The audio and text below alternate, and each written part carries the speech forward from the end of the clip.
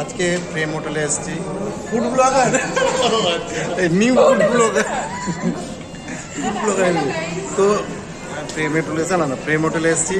তো বসে আছি এখন টেবিলে, কোনো কিছু অর্ডার দিইনি, একটা লটারি কেটেছি।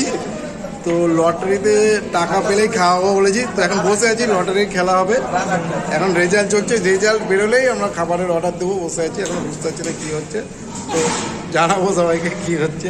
তো এখনো পর্যন্ত অর্ডার দিইনি, সবাই বসে আছে হা করে, যে ছেলে ছেলে বসে আছে, আরও লোক বসে। তো লটারিতে টাকা পেলেই খাবার অর্ডার করবো, ওয়েট করছি।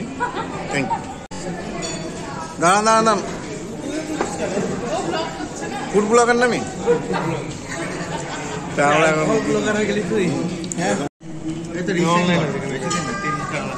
তো লটারির রেজাল্ট বেরিয়ে গেছে।